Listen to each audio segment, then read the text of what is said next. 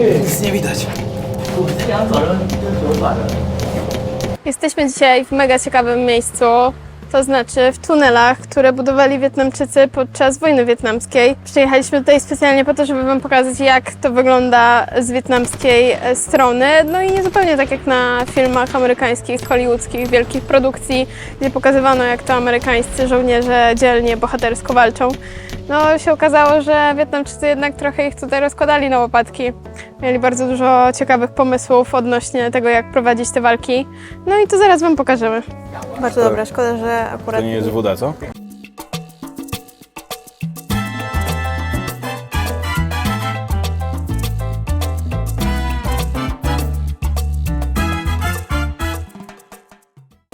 Władca całego zamieszania. Tutaj wszystko wyładowywują. Tam czekają, żeby ktoś ich wziął. Nie jest tak, że to jest taki easy. Tu sobie ziomki grają w jakieś karty. To wygląda jak z Mad Maxa normalnie. Czekamy już godzinę chyba, nie? Ledwo ludzie wysiadają, a ci już na nich polują, kurde. 3 w nocy. W końcu chyba się udało, przyszedł po nas facet, ale ciągle czekamy. 2 godziny opóźnienia, aż w końcu się pojawił z listą i nas wołamy takie, no już mieliśmy sobie iść tak naprawdę, no bo 2 godziny, kuźwa, ile można? Tu mamy Paulinę, która już w swoim śpiworze. A i to będzie też ciężka podróż. Już wiadomo, gdzie jesteśmy, bo zamówiliśmy 1 porcję ryżu, dosłownie 1 i dostaliśmy, dla porównania to jest moja ręka. To jest po prostu tak wielka micha ryżu, że czuć, że wjeżdżamy na stronę amerykańską. Masakra. Mi się lepiej tutaj śpi niż w tym VIP-ie. No. To jest zadziwiające, że tutaj jest jednak lepiej niż tam. To prawda. I to łóżko nie jest wyprostowane, To jest trochę ale jest trochę pochylone, ale kurczę, jakoś tak lepiej. Pieski! Oj, zobacz co przyszło. Zamówiliśmy ośmiornicę od polecajków panów kierowców za 100 000. Spoko. No i dojechaliśmy na stację w Ho Chi Minh. Jesteśmy dosyć daleko, bo on się zatrzymuje jeszcze dalej za lotniskiem, także stąd już to będziemy 1,5 godziny jechać komunikacją miejską. Więc małe przepakowanie z dziobaków, wszystko do plecaka i ruszamy. Daniel dopiero się obudził.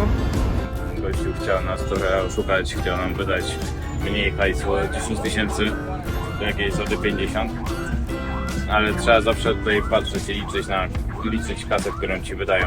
A nawet jeżeli nie, no to sprawdzić po prostu kasę, albo na nią zerknąć jak podejrzliwie. Oni się zastanawiają, no może jednak mu źle wydałem, nie? I jak to zaraz będzie chryja.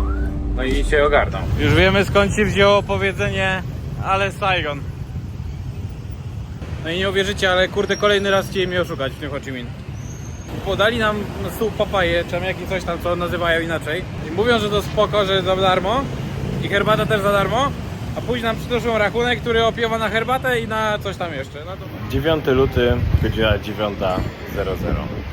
Jedziemy do tunelu w Tzu Chi. Dzisiaj jesteśmy w Saigonie i będziemy go zwiedzać. A to nasza maszyna.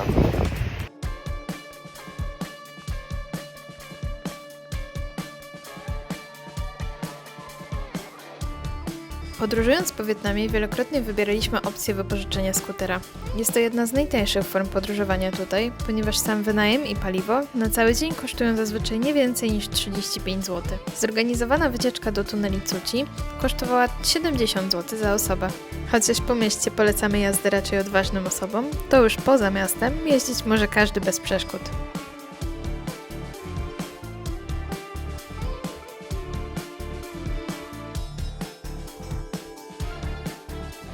Kolejne jakieś szwindle. 35 000 dongów kosztuje wejście, a 90 000, uwaga, kosztuje serwis. 125 000 za wejście na osobę. Dostaliśmy przewodnika, który nas będzie oprowadzać. Około 1,5 godziny to będzie trwało. The Vietnam before don't have a lot of weapon fighting. So the girl Gucci before they have a lot to create with the booby trap. The traps inside have a lot to the bamboo tree. They got the metal sharpener to put inside. I'm good first, and then you just do it like me. Yeah, if you want to try. Zobaczcie, on pokazuje nam, gdzie były wejścia do tuneli. First one, the girl before they came up front to door first. And to hold the door like this, the hand up. You go hands up like this to make the small shoulder and bend the knee down.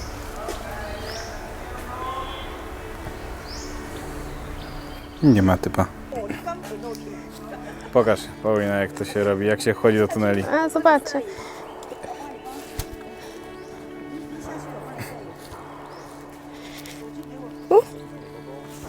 O, ja już prawie nie muszę się schylać. O, teraz pytanie, czy mi się uda? No pewnie, proste ręce.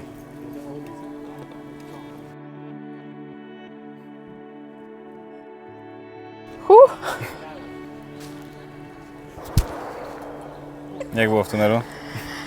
Tam jest ogólnie dalej, tutaj pod spodem idzie. Pode mną? Tak. Ale Ciekawe. no, Trzymaj. ciężko, tobie będzie gorzej. Ja tam wejdę, zobaczysz.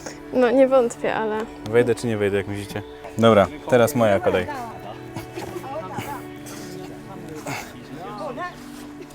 It's going to be okay, I was a firefighter.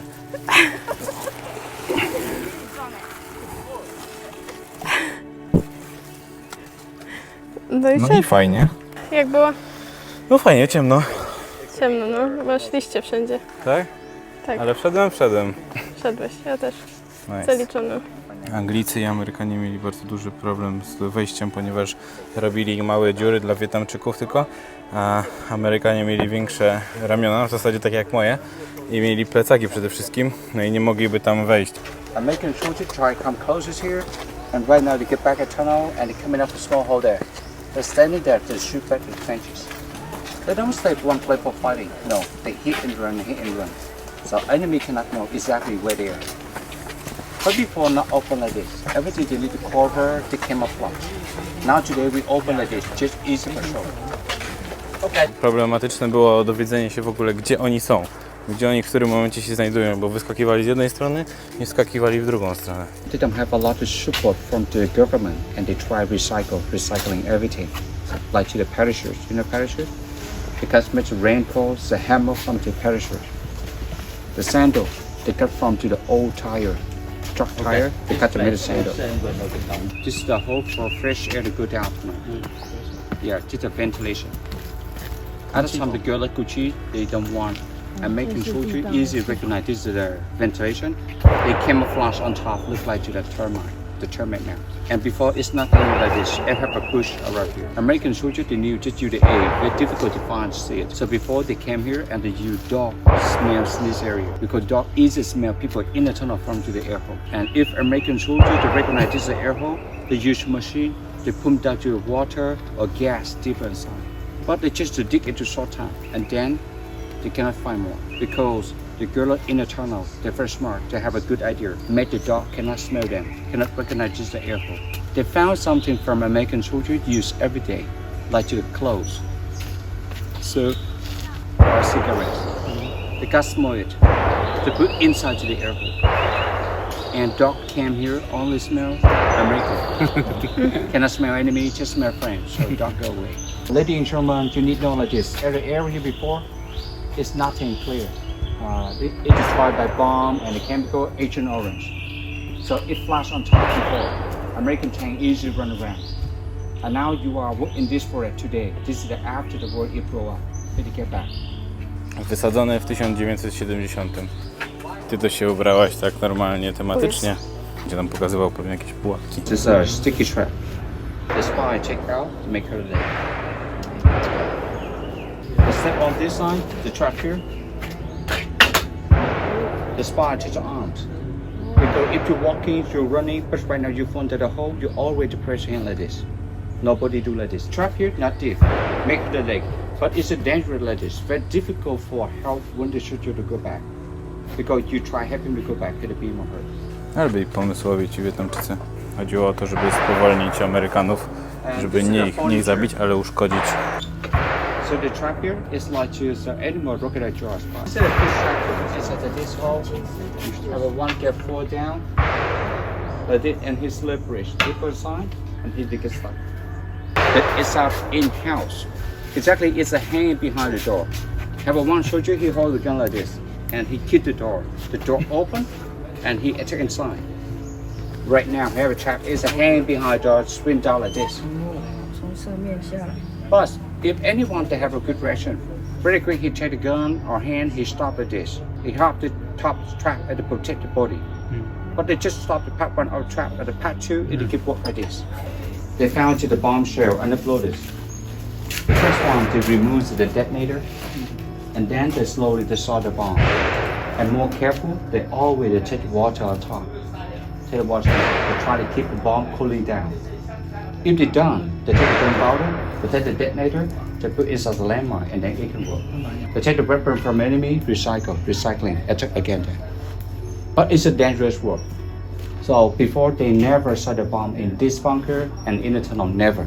They set the bomb outside. Wchodzimy teraz na strzelnicę.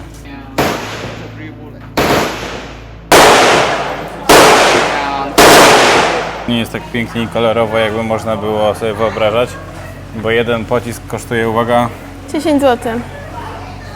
ale przewodnik jest w cenie. Ciężko było tu W ogóle walczyć. tego nie widać. I weź, kurde, idź, natraf na takie coś w tych liściach, o takich co tutaj są. Natraf na jakieś wejście do jakiegoś tunelu, tak? The first time they did the square hole about 3 meters, 4 meters deep, and then they dig a tunnel more deeper. The maximum, the tunnel system, deep about 10 or 12 meters deep. But beginning just like this. One guy inside, he digging a tunnel. One guy carrying the earth pretty up. The one guy carrying earth moved far here and it came up flush. Here, there, they are underground. And how they find a way to dig a tunnel to make tunnel connect? Maybe sound or something like that? That's right. Yeah. That's it. How about you, your name? Daniel. Daniel. Daniel. Everybody take care of him. Smart guy, very dangerous. You're right. People say here they try to listen the sound, digging a tunnel. Example, this roof, they're digging a tunnel, and that roof, they don't do anything. They just listen the sound from here. Inside, where have a sound louder, noisy, they make a signal for the remember. And then they change. Stay here, they stop, they take a rest. They're listening. And out there, they start to dig a tunnel. So they dig like that to make the tunnel connected. The Gorlach Kuchi, they dug about 250 kilometers long the tunnel. And they need that 20 years, just by hand, no machine. 250 km tuneli w ile? W 5 20 lat. 20 lat. Ręcznie. Normally you square something like this, you walk. No, people say they don't do like this, they turn back this, and they square like this, and they walk. So if you walk like this, they step on the way, but you go backward. And if anyone try to follow your step, they follow wrong way, and you can walk that way. So this sandal can strict enemy. Noszenie butów na odwrót, żeby zostały odwrotne ślady. No. Żeby pomylić w ogóle wroga. Jezu, ja się nie dziwię, że ci Amerykanie to tutaj nic nie mogli zdobyć. Teraz będziemy wchodzić do tuneli. Nie jest to zalecane dla ludzi z klaustrofobią, z atakami serca. Z atakami serca to chyba nic nie jest zalecane osobom No w sensie jakimś tam... z problemami z sercem i ciśnieniem i tak dalej. Dokładnie. Instead of finding bunker, we are beginning from here and up over there. The 20 meters. It's more longer, it's a 40 over there. No nieźle, na kuckach, co? Okulary zdejmij.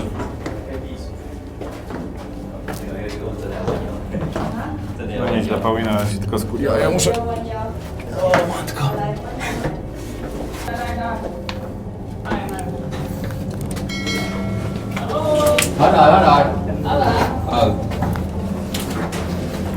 No nieźle.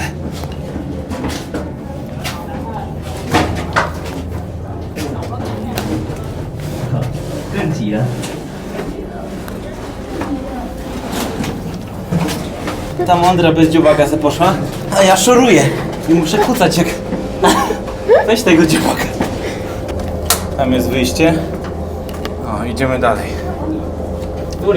Idziemy dalej. No a teraz mi trochę łatwiej. Na kuckach nic nie widać. Kurde. Ale tu można fajnie poćwiczyć Kaczy chód. Wow. Wentylacja na szczęście. Powiew wentylacji. Świeżości. Okej.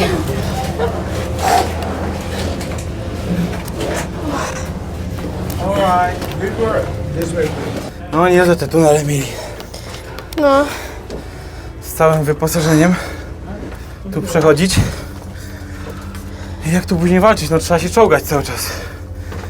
Bo inaczej to na kuckach. Ja już w dziobaki na przykład miałem problem. nie było tak źle.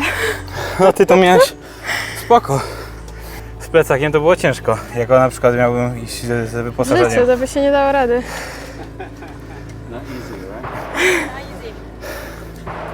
right? We made a bigger tunnel. To było 40 metrów tylko. On to biegał po tych tunelach dosłownie, ja to nie nadążałam za nim iść. On biegł. Znaczy ja też bym mogła biec, no nic nie było widać, więc nie chciałam po prostu się wywalić po drodze. Fajne, to interesujące bardzo. Dało radę, nie jest to niemożliwe. Walczyć w takich tunelach, jeżeli już by było w środku, to no to byłoby naprawdę ciężko, trzeba było się czołgać. Wszystko było kiedyś pod ziemi, w ogóle to było kiedyś takie podziemne miasto. Były kwatery z dowodzenia, były też szpitale, sale konferencyjne, że tak można było to powiedzieć. Wszystkie te tunele, które są, to one były właśnie w ten sposób połączone ze sobą, a tam jest kolejne wejście, widzicie? A w takich właśnie miejscach oni spali, oni mogli normalnie wstać, normalnie rozmawiać. To nie było tak jak w kanałach. Tutaj mamy kuchnię, tam była stołówka. O, kuchnia wyglądała w ten sposób. One small chamber, keep the smoke inside, and it's slowly diffuser. And it full another chamber, another chamber, and take fire away the kitchen. And then the smoke comes out just a little bit. So they did like that for airplane, helicopter flying top. We couldn't, so the smoke comes out. Co to jest? Nie mam pojęcia. Gotowany por? Nie, to chyba nie jest por. To jest por. Por. To ziemniak jest. To jest korzeń tapioki, który się maczało właśnie W orzechach, soli, i w cukrze. czyli żywimy się tak jak wietnamscy żołnierze. A to smakuje jak ziemniak. To jest tak totalny ziemniak, no. Smaczne to. Nie wiem, czy mógłbym to jeść cały czas, ale to chyba zdrowe, co? Ale herbatka dobra. Bardzo dobra, szkoda, że akurat To nie jest woda, co? nie z lodem. Warto tu przyjechać zdecydowanie, bardzo fajne to jest. No i przewodnik jest sztos, wszystko nam powiedział. Podsłuchujemy trochę innego przewodnika, on właśnie mówił o tym, że w jednym miejscu nad tunelem, który dosłownie chwilę wcześniej wybudowali sobie Wietnamczycy, wykopali, Amerykanie sobie zbudowali swoją bazę, nie mając o niczym pojęcia. Także oni mieli stołówkę zaraz praktycznie pod amerykańską bazą. Ktoś może spytać, a co się działo z tymi tunelami, jak była pora deszczowa? Bo w zasadzie Wietnam dzieli się na dwie pory. To mamy porę suchą i porę deszczową. Otóż te tunele nie były zalewane podczas pory deszczowej, ponieważ widzicie, otaczała je glina. Poradzili sobie, glina była warstwą nieprzepuszczalną, którą po prostu nie przepuszczała wody. Teraz z drugiej strony pomyśl sobie, jak Amerykanie mogli sobie radzić z Wietnamem. Oprócz tego, że sobie nie radzili, jak oni bombardowali te miejsca, to bombardowali pierwsze, ewentualnie drugi poziom tych tuneli. Czyli te tunele na trzecim i czwartym poziomie były dużo bezpieczniejsze. Jak sobie radzić z takim wrogiem? Wpuszczali sobie do takich tunelów małych, zgrabnych, takich z silną psychiką, no bo wchodzicie kurczę do tunelu, gdzie było naprawdę ciemno i ciasno. Musicie z tym walczyć. Oni nazywali się szczurami tunelowymi. Mianowicie szczurami tunelowymi. Dlaczego? No bo byli mali i po prostu chodzili po tych tunelach. Za kostki mieli zawiązane jakieś liny, które w razie czego można było ich wyciągnąć z tych tuneli i sobie w jakiś sposób poradzić, bo widzieliście, jakie to jest obszerne, to nie było takie proste, jakby mogło się wydawać. Każdy Wietnamczyk, który walczył w swoim rewirze, znał te tunele, mniej więcej wiedział, którędy iść, którędy nie iść, a jednak czasami podczas nalotów czy bombardowań też dochodziło do momentu, gdzie oni się gubili i nie mogli odnaleźć swojej drogi. Jak taki Wietnamczyk wpadł do niewoli, no to nie mógł wyjawić, gdzie są wszystkie tunele, bo znał tylko swój rewir, w którym się obracał. To trochę rzuca nowe światło na wojnę w Wietnamie. Co o tym sądzicie? Napiszcie w komentarzu. Dzięki, że byliście z nami w tym dniu. Strzała. Jesteśmy teraz w Muzeum Pozostałości po wojnie tak naprawdę. W każdym razie przeszliśmy już się po muzeum trochę.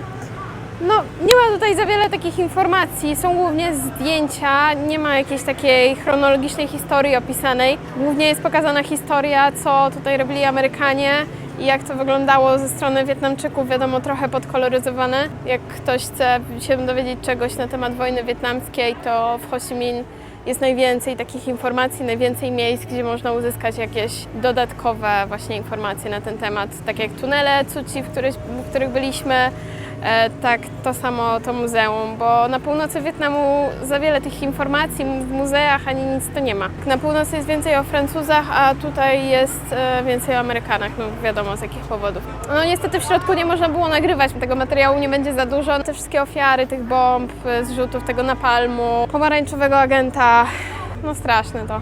Nie wyglądało to najlepiej. To jest spychacz. W ogóle chyba tym taranowali dżunglę.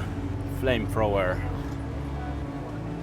Tego zrzucali z samolotu na spadochronie. Serio? No. To pewnie miał przypięte, zobacz. Te wszystkie rzeczy, do którego był przypięty spadochron prawdopodobnie. To co, datujemy? Widziałem kilka razy na filmach, jak to się robi. Myślę, że dalibyśmy radę. I grałem kilka razy w symulator. Ciągniesz walan do góry i lecisz. Tak, i jeszcze silnik do góry. Nie no, myślę, że bym wystartował. Gorzej z wylądowaniem. No, chyba tam trochę chyba więcej samoloty- tych guzików trzeba powciskać, ale no. Tutaj prościej jest, nie? Tutaj były pokoje tak zwane kąpieli słonecznej. Czyli byli wystawieni cały czas na działanie słońca. Teraz tak samo jak jest dzisiaj 35 stopni cały czas. Praktycznie taka duchota, że szok. A tutaj chyba robili fikołki po gąsienicach czołgów.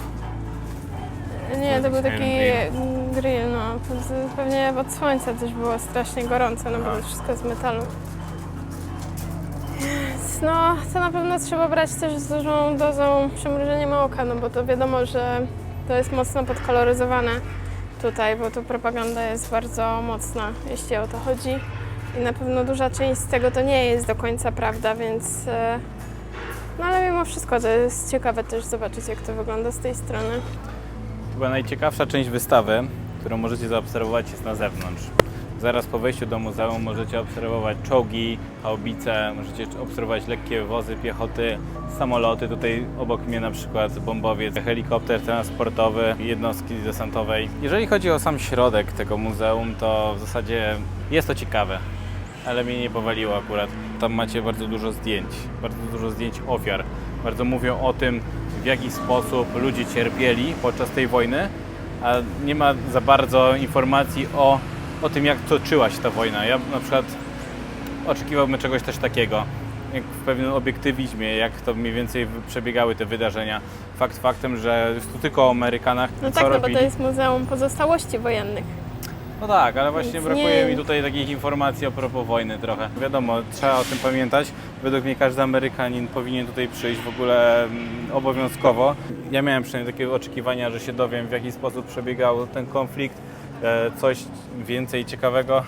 No to niestety się trochę zawiodłem. Dowiedziałem się, jak wyglądały ofiary po napalmie, po bombach chemicznych, po bombach fosforowych, po rozpuszczaniu jakichś tam gazów i innych rzeczy. No jednakże w jaki sposób to przebiegało wszystko, nie ma o tym nic praktycznie. Znaczy no, na pewno warto zobaczyć.